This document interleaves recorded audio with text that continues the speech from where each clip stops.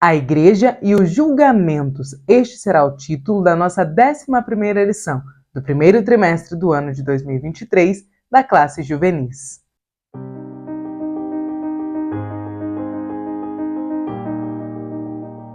A paz do Senhor, querido aluno e professor da Escola Bíblica Dominical. Eu sou a irmã Damaris, sou professora da IBD, na congregação em que sirvo ao Senhor aqui na Assembleia de Deus em Curitiba. Hoje eu estou aqui para que nós possamos continuar meditando juntos a respeito de uma igreja que é relevante, de uma igreja que é sal, que é luz na comunidade em que ela está inserida. Hoje nós iremos meditar então sobre a igreja e os julgamentos. Vamos entender o que a palavra de Deus nos ensina a respeito de como lidar com os julgamentos que, infelizmente, nós acabamos fazendo um dos outros dentro da igreja. Antes de nós entrarmos na nossa aula, eu gostaria de te agradecer por estar aqui, por me dar a oportunidade de te auxiliar na preparação das aulas para a Escola Bíblica Dominical, e também já quero pedir para que você, por favor, me ajude no trabalho que eu tenho realizado aqui no YouTube, deixando o seu like. Se você ainda não é inscrito, por favor, se inscreva, seja muito bem-vindo. E se você quiser deixar um comentário, será uma alegria poder te responder. E dessa forma, cumprindo essas três curtindo, se inscrevendo e deixando o seu comentário, com essas 3 ações, você estará me ajudando muitíssimo aqui, então muito obrigada. Não estranhe o novo cenário, estamos agora gravando aqui a partir da minha casa, para que fique mais fácil as gravações dos vídeos para vocês. Eu gravava antes na sala do meu pai, na igreja, na sala pastoral, então nós estávamos tendo bastante dificuldade com os horários ali para conseguir fazer as gravações. Então, novo cenário. Pessoal, meus irmãos, vamos começar a nossa aula? Vamos falar então na aula que está programada para o dia 12 de março sobre a igreja e os julgamentos. O nosso texto base, o versículo-chave da nossa lição, ele está lá em Romanos, capítulo 14, versículo 13, e nos diz o seguinte: assim que não nos julguemos mais uns aos outros, antes seja o vosso propósito não pôr tropeço ou escândalo ao irmão. Temos aqui a nossa leitura semanal, você pode lembrar os seus alunos de fazê-la, e a leitura bíblica em classe que nós fazemos junto com todos os nossos adolescentes, ela está primeiro em Lucas capítulo 6, versículos 37 ao 42, segundo por Romanos capítulo 5, versículos 8 ao 11, e também em Tiago capítulo 4, versículos 11 e 12. Então são 3 passagens bíblicas diferentes para que nós possamos aprofundar, embasar a nossa lição na palavra de Deus. Os nossos objetivos para essa aula, primeiro, evidenciar que a igreja é formada por pessoas imperfeitas. Primeiro objetivo. Segundo, explicar a ordem de Jesus sobre não julgar o próximo. E terceiro, enfatizar a importância de aprender e praticar valores cristãos. Aqui na nossa introdução nos diz o seguinte: certa vez, Jesus orou por seus discípulos. Ele pediu ao Pai que os protegesse e conservasse a união entre eles. A comunhão dos cristãos é algo tão precioso que foi alvo da oração de Jesus. Isso nos mostra, nos ensina que nós, eu, você, os nossos adolescentes, também precisam zelar, orar, cuidar para que nós tenhamos comunhão entre nós, comunhão com os nossos irmãos na casa do Pai. Primeiro tópico da nossa lição: a igreja, um lugar de discípulos. A igreja deve ser um lugar de comunhão, acolhimento e fortalecimento espiritual. Geralmente, uma pessoa começa a congregar com os irmãos após um encontro com Cristo. A pessoa recebe a salvação pela fé em Jesus, se arrepende dos seus pecados e assim começa uma nova trajetória como crente em Cristo. Neste momento, ele está começando a caminhada como discípulo de Jesus. Por isso, é importante que um novo convertido, aquela pessoa que está ali nascendo na fé, Paulo chamava de neófitos, que eles sejam bem recebidos no meio da igreja. Olha o que a lição nos diz, que é importante que eles sejam recebidos com amor, independente do passado deles sem Cristo, independente do que eles fizeram na vida antes de se arrependerem, antes de aceitarem a Jesus ali, matando o velho homem e nascendo para uma nova vida em Cristo. Antes de nós nascermos de novo, todos nós cometemos pecado. É claro que alguns de nós tivemos o privilégio de nascer já na igreja, de sermos filhos de cristãos, como é um privilégio que eu tive. Ainda assim, nós também temos um passado. Nós também, em algum momento, precisamos aceitar Jesus, não é mesmo? Não teve um momento da sua vida que você, mesmo sendo filho de cristão, tomou a decisão de continuar servindo a Jesus? Eu me lembro muito bem do dia que eu disse: Senhor, eu te quero porque eu quero. Não porque eu fui criada aqui dentro. Não porque é conveniente, não porque eu estou no automático, eu te aceito de todo o meu coração, porque eu quero viver para o Senhor. É maravilhosa essa experiência. Então todos nós temos um passado, um momento em que nós vivíamos como velho homem, como velha mulher, antes de encontrarmos a Cristo. O que nós fizemos nesse passado deve ficar lá no passado. A Bíblia lá nos traz vários registros de pessoas que foram perdoadas pelo Senhor e que tiveram a oportunidade de terem as suas vidas transformadas, mesmo tendo um passado tenebroso. Raabe é um exemplo. Ela foi aceita pelo próprio Deus de Israel, que a aceitou entre o povo. Ruth, a moabita, foi aceita pelo Senhor. O próprio apóstolo Paulo, a primeira vez que nós encontramos Paulo nas Escrituras, ele está participando do assassinato de Estevão. O primeiro mártir da igreja foi Estevão. E Paulo foi um dos motivadores a levar o povo a acabar ali linchando Estevão. Então veja que, depois daquele evento, o Senhor Jesus o encontra no caminho de Damasco e ele tem toda a sua vida transformada. Então a vida regressa de Paulo, antes de encontrar a Jesus, ela era uma vida de alguém que era entregue às suas próprias vontades, de alguém que estava lutando pela causa errada.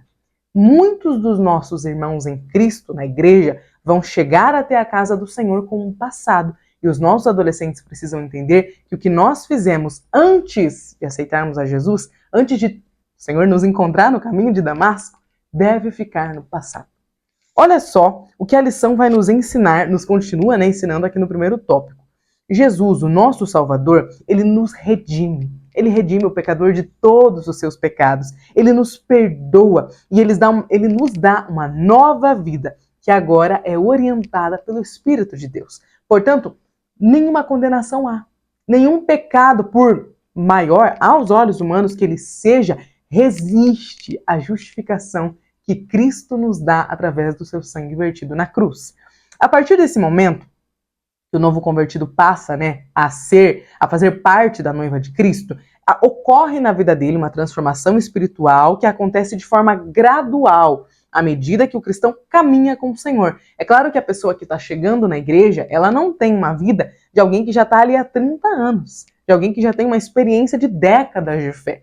Então é por isso que nós que estamos na igreja há mais tempo, que já somos maduros na fé, precisamos ter uma atitude de acolhimento para aqueles irmãos que aceitam a Jesus. Será que nós somos uma igreja que acolhe?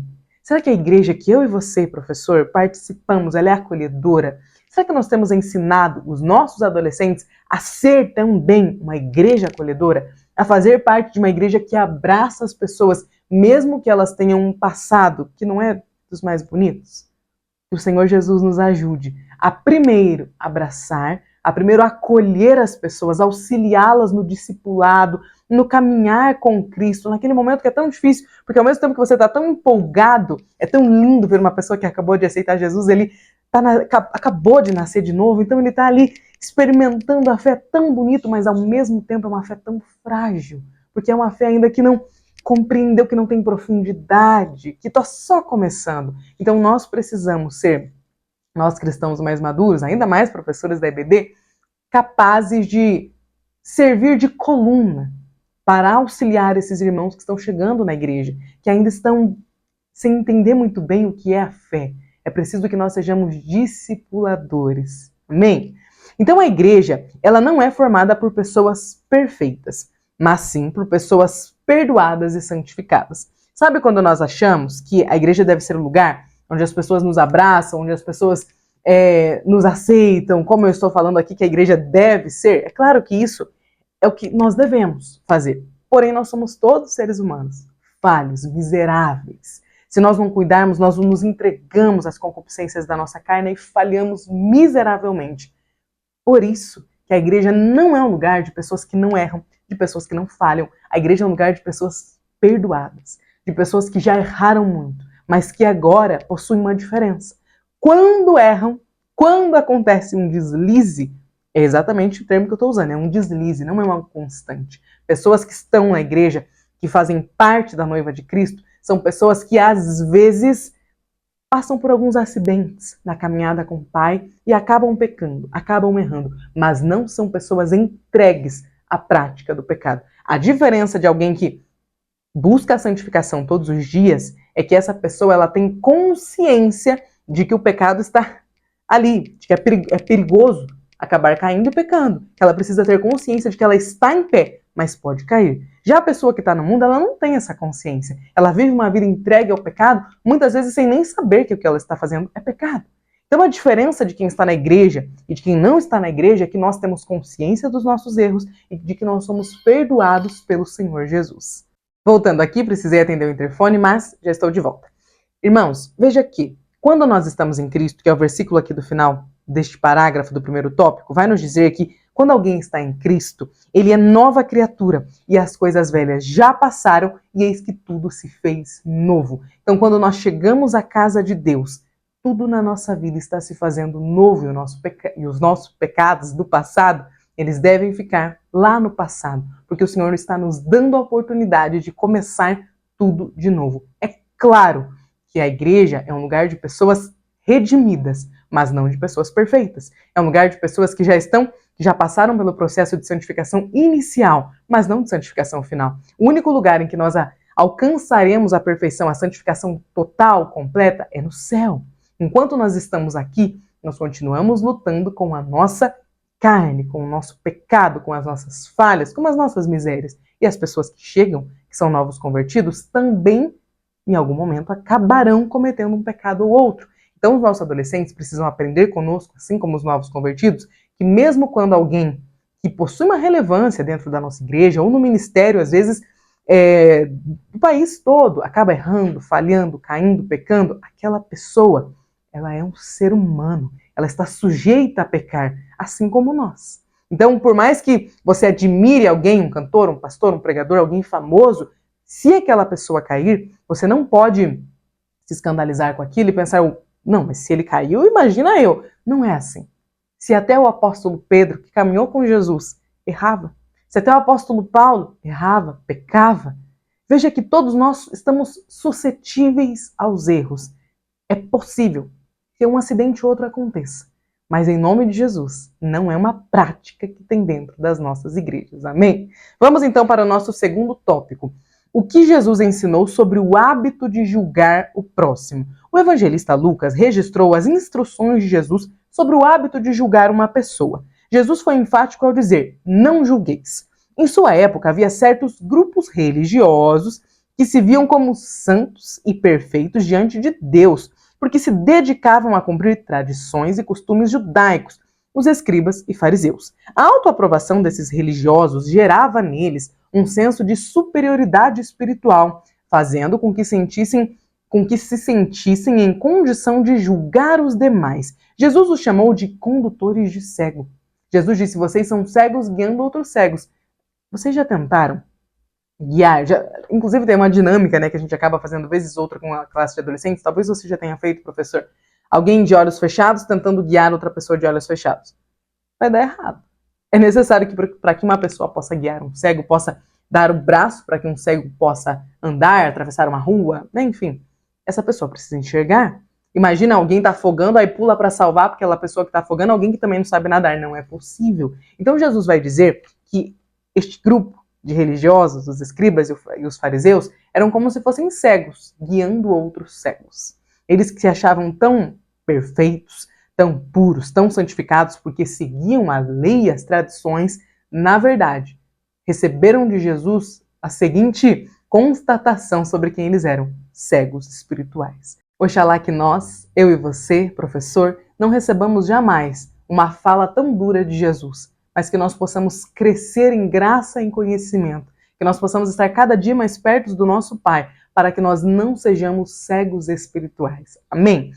Veja só, lá no discurso de Jesus, ele estava fazendo uma alusão a esse grupo, dizendo que eles estavam conduzindo as pessoas à cegueira porque eles eram cegos. Então, se eles não tinham capacidade de enxergar o reino de Deus, enxergar as coisas espirituais, como é que eles conduziriam alguém para o lugar que nem mesmo eles estavam?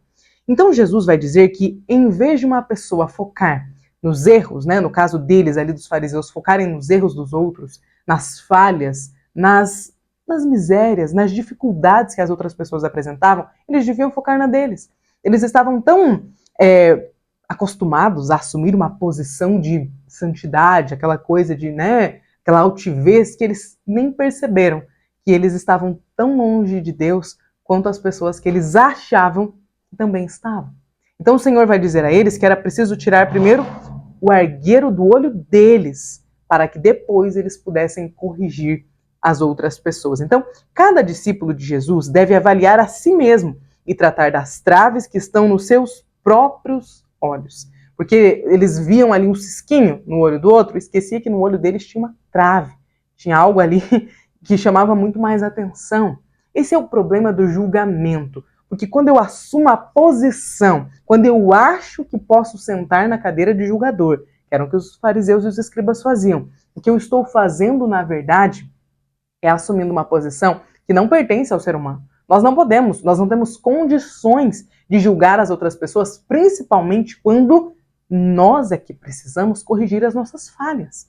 É claro que nós vamos ver daqui a pouco que a igreja é um lugar de ensino, que existem pessoas mais maduras espiritualmente que estão aptas a nos repreender. Só que essa função ela não é cabível a todos os irmãos de dentro da igreja. Nós precisamos saber bem qual é a nossa função e qual é o nosso estágio na fé. Porque às vezes nós acabamos de chegar na igreja, ou então nós estamos na igreja há muito tempo, mas não temos maturidade espiritual. Lembra que Paulo vai falar que alguns irmãos já precisavam estar experimentando um alimento mais forte, mas ainda estavam tomando leite? Porque não tinham condições, não tinham aprendido, não tinham caminhado na fé. Algumas pessoas são assim. Elas têm ali 20 anos de caminhada dentro da igreja, mas a maturidade não acompanha o tempo de caminhada na fé. Então é importante nós entendermos que a missão, que o ato de julgar alguém, ele é um ato recheado de humildade. É um ato recheado de bondade, de misericórdia. Não um ato que os fariseus faziam, não aquela ação que eles se vestiam ali de uma túnica de santidade, elevavam o rosto e falavam para as outras pessoas como se eles estivessem em uma posição de santidade. Então, quando alguém repreende uma pessoa, ela repreende em amor, ela repreende com misericórdia. O julgamento, ele deve ser não daquela pessoa que olha e fala, nossa. Percebe que às vezes nós julgamos nos nossos próprios pensamentos, nos colocando numa posição mais alta. É como se a gente olhasse para o lado e falasse, nossa, eu até erro, mas não nesse tanto. Ai de nós. Misericórdia que eu e você não tenhamos esse comportamento. Eu sei que às vezes escapa. Mas a nossa lição, essa lição, ela vem justamente para repreender esse comportamento nosso. Esse velho homem, essa velha mulher, que às vezes quer renascer, que às vezes quer levantar das cinzas, que o Senhor não nos permita agirmos dessa forma para com as pessoas que estão ao nosso redor. Amém? Então agora, terceiro tópico. Igreja, lugar de ensinar, aprender e praticar os valores cristãos. A instrução de Jesus para não julgar o próximo não pode ser utilizada como desculpa para a tolerância do erro ou do pecado. Na igreja, os discípulos de Jesus devem se reunir para orar, adorar, servir e aprender a respeito das Escrituras e também sobre como viver no mundo à luz da palavra. Assim, na igreja, prezamos por uma conduta que honre os valores cristãos. Por isso, o julgamento contra o pecado ocorre, pois ele não pode ser tolerado. A igreja deve confrontar o pecado e manter a santidade diante de Deus. Mediante a isso, quando necessário, há a prática do aconselhamento e da disciplina, assim como as Escrituras nos ensina, nos orienta.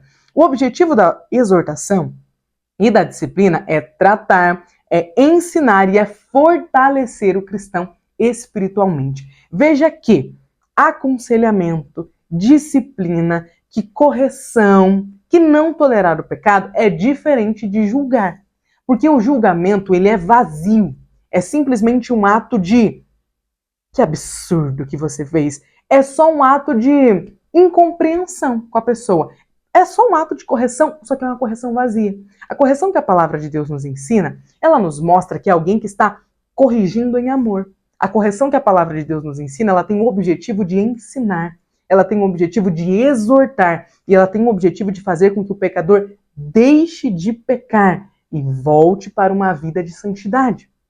Percebe que a disciplina dentro da igreja, ela serve para que a pessoa seja alertada por Deus, pare com aquela prática pecaminosa e possa se arrepender. É como Jesus, por exemplo, a palavra de Deus nos registra que o próprio Deus fez com Davi. Ele usou o profeta Natã para revelar o pecado de Davi, não para que Davi fosse exposto para todo Israel e julgado por todos. O Senhor não queria que cada uma das pessoas colocasse o dedo no rosto de Davi e dissesse, seu adúltero. Não, não, não. O Senhor queria que ele tivesse a chance de se arrepender e de se consertar dos seus maus caminhos. O Senhor queria que ele pudesse, que ele tivesse a oportunidade de dizer, Senhor, me perdoe.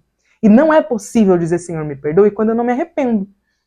Nós estudamos agora na aula da lição dos jovens, eu até vou deixar aqui no card, na aula da semana passada, na lição de número 10, que 2 processos são essenciais para uma vida de santidade, que é o processo do arrependimento e do perdão. Só há perdão para quem se arrepende.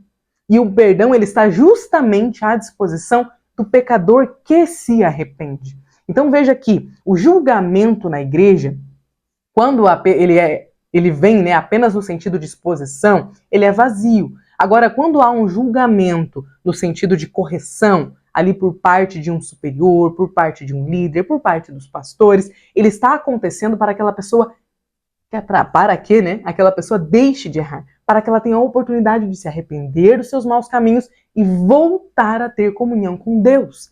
Então, quando alguém nos corrige em amor, com misericórdia, querendo que nós possamos voltar para o caminho de Cristo, essa pessoa está nos amando, está nos corrigindo com o objetivo, está nos julgando, né, com o objetivo de que nós possamos voltar a trilhar o caminho de Cristo, voltar a caminhar em direção ao céu. Então, esse julgamento, que na verdade ele é um ensino, ele é uma repreensão com o objetivo de que você fique bem, de que você possa voltar a caminhar juntamente com o Pai, ele tem o objetivo de te tratar, de te curar, de te ensinar, de te tirar daquela zona de pecado. Agora, o julgamento que ele só tem o objetivo de expor alguém, ele é vazio, porque ele não tem o objetivo de fazer com que aquela pessoa se arrependa, e sim com que aquela pessoa tenha o pecado exposto. É mais ou menos com o que os fariseus fizeram com aquela mulher adúltera, que eles pegaram em adultério, mas trouxeram sua mulher. Aí eles perguntam para Jesus, né, e aí?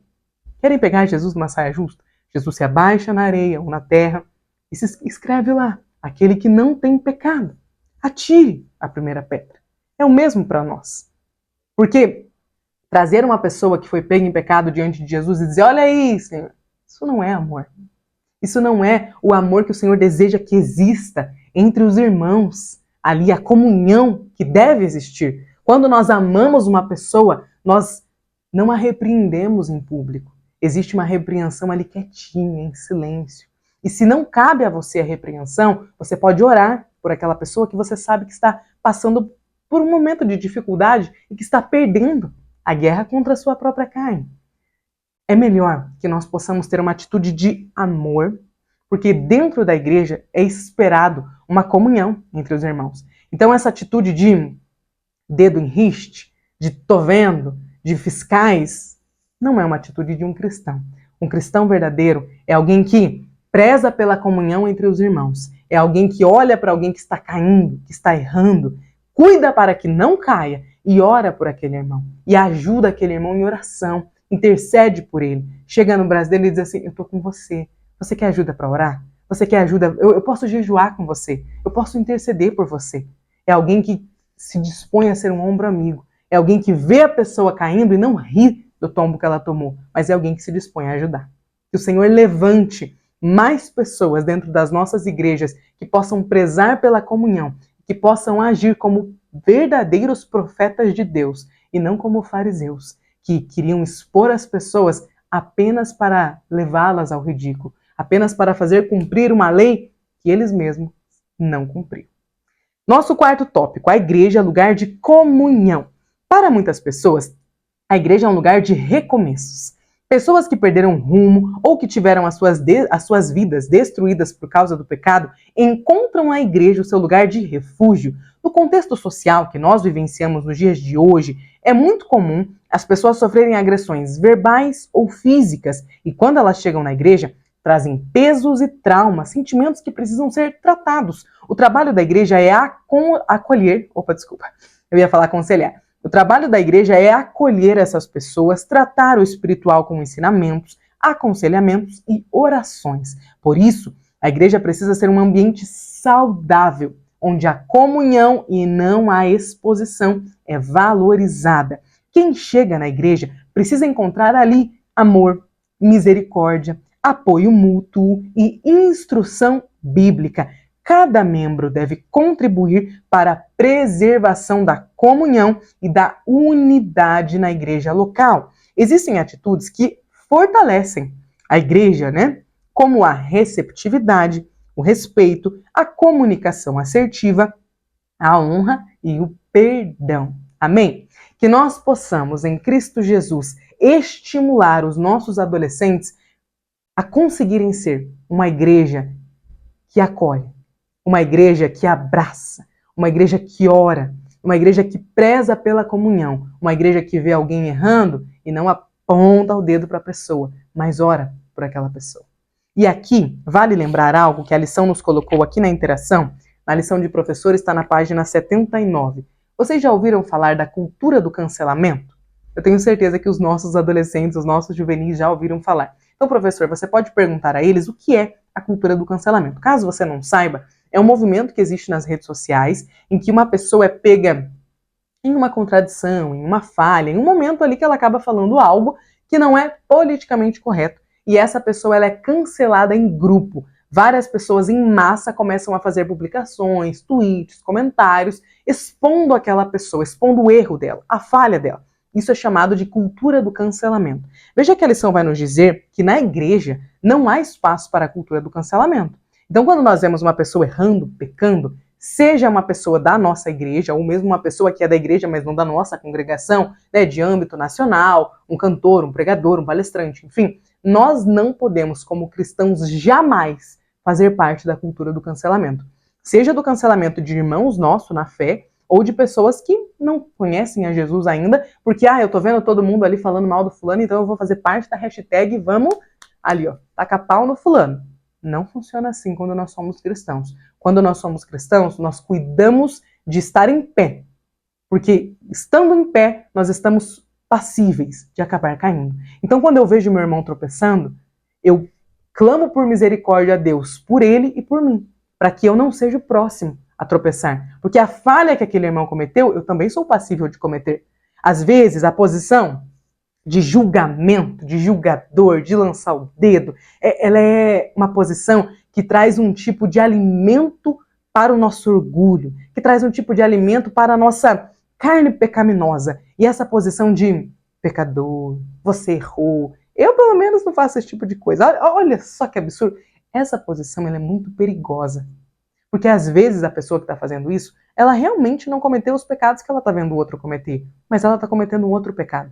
Ela não está zelando pela comunhão. Ela não está amando o seu próximo como ela se ama. Porque eu tenho certeza que, assim como eu não desejo que ninguém me aponte como uma pessoa que está pecando, que está errando, quando eu estiver pecando, eu também não quero fazer isso com o outro. Porque o mandamento de Jesus é: ama ao teu próximo como você se ama.